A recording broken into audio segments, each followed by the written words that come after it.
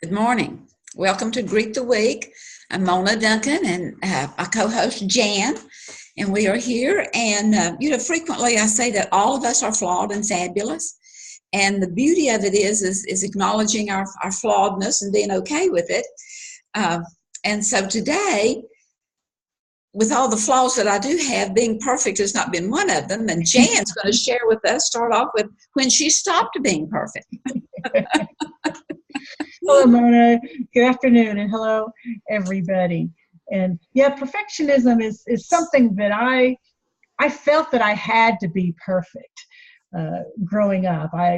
Not sure exactly how that thought got into my head, but it's awfully stressful trying to be perfect and caring about what other people think about you, what other people say about you, and then, but when you think about it, it's like, well, who really cares whether you're perfect or not? I mean, you're involved in your own world and your own thoughts, and you know more about what you do that's good and not so good. But other people, they're involved in their own lives, just like you're involved in yours, and they're probably not even paying attention to what you're doing. So why are we causing all this stress on ourselves by trying to be perfect? And the one example that always comes to mind to me is foreign languages. Speaking of foreign language, because both of my parents were born outside the United States, and English was not their first language, and so they tried to teach me their language, and I was always embarrassed to speak it. I could understand fairly well, but I would never speak it because I couldn't speak it perfectly. And it's still to my adult life a struggle for me to speak in a foreign language, because what if I say the words wrong? But then you think about when you're talking to other people who are trying to speak your language, that they're making mistakes, and you're not thinking poorly of them. In fact, a lot of times you're appreciative that they're making the effort to speak to you and to engage with you. And so it's how can we rethink that thing that we're trying to be perfect about, so that it tells us that it's okay. It's okay if we make a mistake here and there. It's not that this person's going to think ill of you, and if they do, that's really their problem, right? Yeah, who owns the problem? That's right. Who owns the problem? Because I think about how much I could have learned and how much better, more proficient I would have been at speaking those languages had I practiced when I was younger, because I had a lot of opportunities to practice, and I just never took advantage of those opportunities. And you think about things in life, what else did I miss? Right. That kind of like education as a whole, that it's kind of wasted on the youth. Yeah, right. The thing of it is that none of us will learn anything unless we want to learn it. Right. And, we can put that damper up there. Well, how am I ever going to use this? And I can't do it well enough, so I won't even try. Yeah. And the example you often hear about when they're talking about allowing yourself to make mistakes is as a toddler, watching a toddler learn to walk. And when they're learning to walk, they fall a lot, they stumble, but every little step, the parents are praising them and saying how wonderful they are. And look at him, he's trying to do this, and look how successful he's being. And we can look at it anytime we're learning to do anything new, is that we're making that effort. We're doing something, we're expanding our horizons to learn to do something different. Or at least the nurturing parents are doing that. Correct, yes. Yes. Also, often we go into that trying to be perfect because we have seen a look in a face that we didn't think was nurturing, that we thought was discipline. Right. But then again, it goes back to your thinking. So what do you think that person is thinking about you? Right. And does that really matter? Yeah. That go for the challenge of it and get up and do it again. Do it up and try to do it a little bit better. And then pat yourself on the back for going for that challenge and doing it. Yes. I always like to look at the fact of, just give up perfectionism, because what's the next thing after perfect? Well, You've got nothing to strive for, right? yeah. Yeah. And so myself personally, I always want to go for excellence. I want to do it as well as I can and give room for growth, knowing that the next time I can improve a little bit, or that's the goal. Yeah. And that excellence is energizing, whereas going for perfection is demoralizing. Yeah. Yeah. And frustrating. And when you think you're not meeting it and all that. Right. So Right. sometimes it's okay to let good enough be good enough. Right. Right. And even That's a hard one to accept sometimes too. I remember in the corporate world, we had this saying called GEMO. Have you heard that? I'm not. Good enough, move on.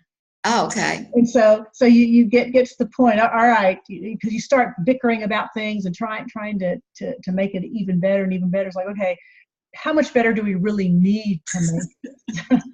Is this Well, good enough? At least for now. Maybe we'll come back and revisit it later, but at least for now, because we have other things that we need to put our attention to.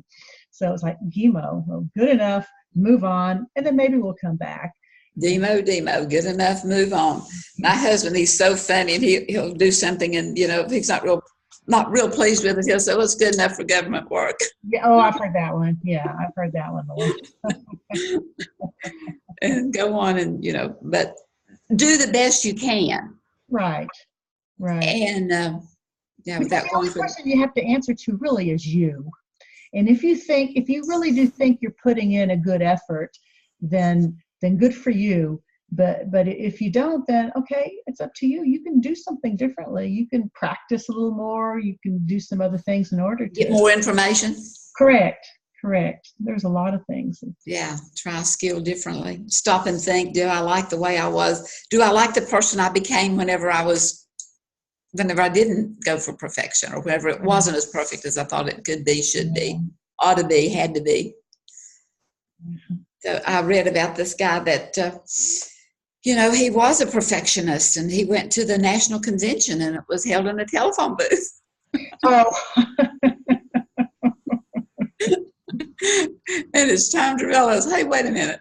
Maybe I'm on this long journey all alone, and I need to have that companionship, which is what you were saying there, that even though I'm not speaking the language as correctly, I'm not rolling the letters or whatever's need to be as the professionals do, or those that were born that way do, it's still that connection with. Mm-hmm. That connection with. And even if you do speak the same language, if you mispronounce a word and somebody just gently repeats it and says it with the correct pronunciation, it can be bonding as opposed to off-putting. Right. And whenever somebody does something like that, it's usually in a good nature. It's like to be helpful. You said it incorrectly, and instead of calling it out that you said something wrong, I'm going to just say it myself to give you the opportunity to hear it. I mean, that's the way of providing information. Exactly. And hopefully the person will not be offended. Right. And again, even if someone is offended, it goes back to who owns the problem. Right. And if the problem is not your problem, don't make it your problem. And if anyone is offended, so just give them grace, and maybe that will be enough to help it heal. Yes. So we can move on and yeah. So what else about perfectionism? What are your strategies for overcoming? Well, one of the things is when you do something that you don't think you do quite right, you get negative feelings. That maybe you're inadequate, or you're not.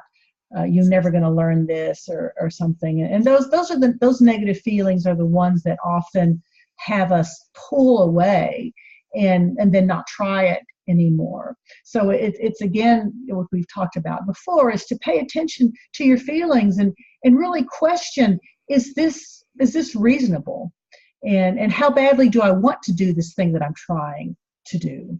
And so I can go, just not really ignore the feelings, but say, okay, I feel this way. I acknowledge that I feel this way, but I can do something about it. Because what I really want to do is be able to speak these languages fluently. Wouldn't it be nice if you could go someplace and just speak the language and not have to worry about finding your words or saying things wrong?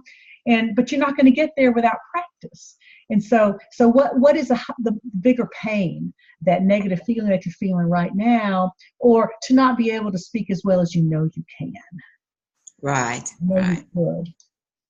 And I think it's those negative feelings in so many aspects of our lives that pull us back and keep us from really achieving our potential. And we just need to learn how to deal with them. And I mean, the feelings are there to tell us something, and we can listen to the message and say, okay, yeah, I know it's uncomfortable, but I want to do this. So I'm going to keep going. So acknowledge it, own it, but don't eat it. Right. Yeah. Yeah, you don't have to act in accordance with the feeling. I mean, that is a choice. So if I want to feel differently, I need to think differently. Yeah. Yes, absolutely. Change my thoughts, and changing those thoughts is going to give energy to change the action. Yes. And to try again and again and again. Right. Because sometimes we won't have that nurturing parent there encouraging us and trying to get us to keep going. So we have to be our own advocate. We have to be our own cheerleader to keep us going, to move forward. Yeah. And always do it with grace. Right. Yeah. Because that perfection is really a bondage. Yes, it is. Absolutely. And it takes away energy, and it's that have to be right. And if I fail, I'm a horrible person. Well, right. I know. And it's like, where are those thoughts coming from? Why all of a sudden does this make me a horrible person? Or I'm not as smart as I thought I was. Yeah. I'm not as good a daughter as I thought I was. And it's fatiguing. It just wears you out. It does. Absolutely. Yes. Oh, yeah. It wears you out so much. And we are a nation of fatigue. And so it is the freedom of creativity, the freedom to inquire, to be creative, to be flexible, to be open to ourselves as well as to others. Right. But thinking about this whole topic of perfectionism and thinking of my areas where I tried to be perfect along the way, there's also a lot of areas where I didn't. And I started thinking about those is because there's some things that it really doesn't matter to me. I can remember my mom when we were kids, if somebody happened to come to the house and the house was a mess, she just would not let them inside because, oh my God, what are they going to think? If they find this house a mess, they're going to think I'm a terrible housekeeper. And for me, I really don't care. You come on in. The house is a mess. So that's the way we live. I am who I am. I can't change that. And it never bothered me. But for different people, it's different things. So I don't think, when you talk about somebody being a perfectionist, it's not like they're a perfectionist in all areas of their lives. And that could be an area that you could learn from. Okay, so how come in this area I'm not so concerned about it, but in this other area I am? So what can I learn so that I feel comfortable in both areas to just... So you're saying this perfect person is also flawed? Also, yes. So I hope I didn't mess up your illusion there that I'm this perfect person, but I'm also flawed. Absolutely. Right. Because we can always find the flaws. Yeah. And you made the comment there, that's just the way I am and I can't help it. Can we not help it? I can't help it. I'm choosing not to help it. I'm choosing to say, hey, I'm okay with this. I don't feel this need to change that aspect of it. And so the need is to let ourselves know that we're okay with it. Right. And then, that illusion of perfection. And who decides if it's perfect or not? I mean, that you go back to that talk. You mentioned the illusion of it. It is an illusion because who defines it? Who decides that this is the way it's supposed to be? Well, back to word definitions. One of the definitions of perfect is just right for the stage of development. Okay. All right. Yeah. Right. Okay. So that allows for room for improvement. Now, whether that's an idea that's never been put into effect, whether that is a demo, a prototype that's being done, whether it's the initial struggling of learning the ABCs and the one, two, threes and how they go together and can be added to and piled up on so that it goes all the way up to the higher mathematics and so forth and the greater division of the languages. And it's just right for the stage of development. Yeah. Yeah. How much energy has been put into it. And that's a good way to look at it, especially when you're learning something new. It takes a while to learn to be proficient at something. And so how long have I been at it? What kind of effort have I put into it? And how am I doing for that much effort and that much time that I've spent in this area? So everything has a learning curve. It does. It does. And some things may be in keeping with our natural inclinations to learn quicker and easier than other things may. Mm-hmm. Yeah. And whether that is learning to be more, competent, that's a good word. Yes. Proficient and competent. That whether that is with attitudes or tasks or relationships or whatever it is, honestly looking at and listening to our wisdom heart that would really probably give us a lot of good information if we're not so busy listening to the ego beating us up. And we can understand which part of us is speaking to us.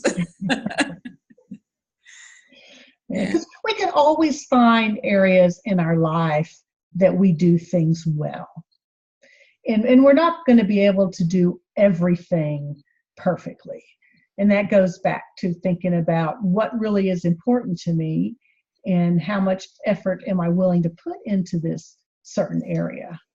So maybe there's some area that you're just really struggling to get to where you want to be, but it's not that important. And I'm doing well in this other area. I mean, I think about little kids, younger siblings, that they're always trying to do what the older sibling does, and they're always trying to be as good as the older sibling, and so they just keep trying and trying and trying, and it's like and I remember telling my sister this because she used to do this to me all the time, and I finally told her one time, I said you find your own thing to be good at. don't Exactly. I don't want you in my space. I want you to find your own. And she definitely had her own space and did quite well. But it just so annoyed me that she always wanted to do my stuff too. And I said, no, you just stay in your space because you don't have to be good at everything. Reminds me of my grandchildren. My little grandson, he's kind of the middle kid, but anyway, we were at an aunt and uncle's, and the uncle was talking to him and asking him, he was mentioning his older siblings and his younger siblings and what their claim to fame was or what their talents were and everything. And he asked him, and he said, well, what is your claim to fame? And Wyatt thought about it for a few minutes, and he said, well, I don't know. He said, I don't think I really have one, except, I'm a good whistler. Okay. I so appreciated Charles saying, well, whistle for me. And he started, making rhythm with it. And I mean, he already endeared himself to me, but even more so that he was so gracious to the one kid that just wasn't sure what his claim to fame was and how he stood out differently than the rest. Oh, yeah. When you're in the middle of a large family, you do get lost in the shuffle. And I was so pleased with him that that little smile. I said, "Well, I'm a good whistler." So I mean, he found one. He had it. He did find one. I mean, that's the important thing. He found one thing that he was good at. Yeah. And of course, I let the child know that his gift is, all the languages, the love languages. Mm-hmm. His love language is giving. I mean, that child is such a giver. Yeah. He'll find a pretty rock that he loves, and he loves the rock that he would want it for himself, but he'll give it to someone else. Yeah. He's just that way. And So it's always good to go with our natural inclinations, realizing that our natural inclinations can, if we do it too much, it can become overdone. Right, right.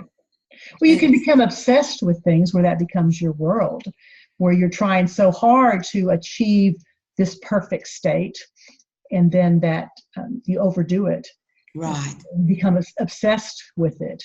So it's always those boundaries. There's always, you can take any good thing and turn it into something not quite so good. Right, right.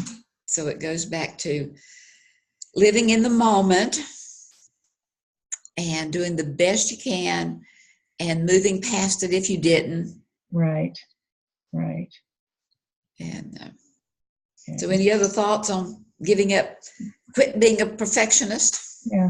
Well, I think it's just to realize what you're doing, and to really ask yourself, how important is this, and how important is it? I mean, there's things that I've kind of put aside that I said, okay, I'm never going to do this very well, so I'm not even going to try in this area. But I'm okay with it, and because like we've already talked about, trying to be perfect, it's exhausting. It is. And it's like what you said too, enjoying the moment. Am I enjoying life right now by trying to do this thing that maybe I can achieve, but it's going to take an awful lot of work for me to get there? And for what? Right. How am I really going to be happier if this happens? But there's a lot more going on with me right now that I can be happy about. Yeah. So it's living in the now as opposed to everything will be okay. Just like also often it's looking forward to something, whether it's building the house, whether it is going on vacation. It's the planning for it that's really the energizer. Oh, absolutely. Absolutely. More so than the actual travel. Yeah. But it's living in the moment and knowing that this is important. And in living in that moment, although the task itself maybe can be improved, what about the attitude in which I'm doing it? Yeah, right, right. And how is it helping with all of those around? Is it drawing us closer together, or is it driving us farther apart? Yeah. And is it helping my health? Right. Or is it deteriorating my health? Right. Because in all of that evaluating, it is not only evaluating the proficiency of it and the long-term result of it, but how much energy am I putting into it? Mm-hmm. And is it a depleting energy or an invigorating energy? Right. Yeah. And you're talking about that reminded me when my husband and I got married. We got married in this house, and we had this caterer who was, her food was just excellent, but she was such a perfectionist. And she also got the tables and the chairs and all the cups and plates and all that kind of stuff. And came time for the wedding, and she was more stressed out than we were. And she was like, I forgot to set the tables out. I said, I think everybody's having a good time. We didn't need those extra tables. We're good. And then we had bought some glasses for the champagne. She said, well, I already got champagne glasses. And I was like, no problem. I didn't know if it was covered or not, so we just bought some more. No big deal. Right, exactly. The thing is, if you're okay with it, your guest will be okay with it. That's right. And nobody, if you don't make a big fuss about it, nobody even knows anything was wrong. Exactly. When our daughter got married, the cake was beautiful. It was absolutely gorgeous. However, it had the lean-to. Oh, did it? And it was just as beautiful, and it tasted fantastic, but it did have a lean-to. And my daughter looked at that, and she says, it's not a problem. We'll just lean sideways. We'll lean with it. Right. Yeah. Those imperfections are the things that you remember. Right. And it make a funny story, a good story, to remember it from all the other things that happen. It really is the things that help you to remember people, are the things that didn't quite go so well. being able to laugh at yourself and to talk about those things, and that's really the good part about making mistakes and stuff, is that it makes you interesting. Right. And we don't want to be perfect, because then other people might feel strange around us because we always have to be perfect. But allowing people to be who they are and not passing judgment and is so much more freeing, and it improves that relationship. It does bring you closer together. I mean, being in this, I think I was reading some psychology book years ago about this kid.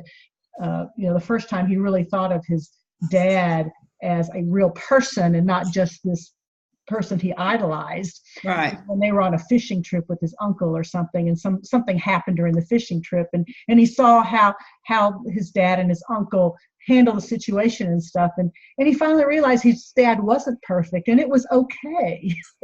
And when you hold somebody up on that pedestal as being perfect, it's kind of unnerving and uncomfortable. Mm-hmm. And if you can find those little flaws, you can find those things. It's nothing to be ashamed of. It just makes you human. And it makes it interesting. Ray Kroc says it's better to be green and growing than to be ripe and rotting. And if someone who is proficient, if they can make mistakes and move past it, then it's A-okay. That's right.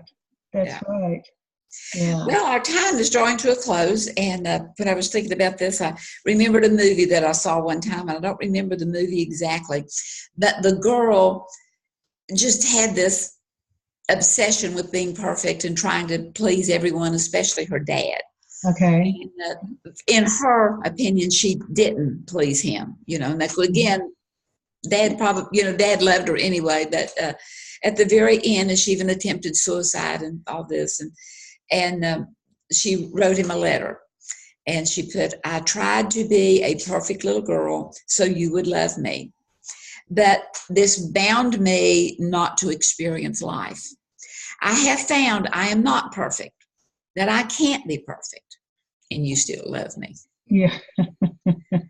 And it's realizing, do the best you can, always be improving, enjoy what you're doing, and give up the perfectionism, and welcome to the human race. That's right. That's right. And if the other person isn't going to love you if you're not perfect, then maybe it's time to break away, because it's just so frustrating and so de-energizing to try to keep up this air that you're doing everything perfectly. Exactly. Put some space there and love yourself and receive love from the one that created us.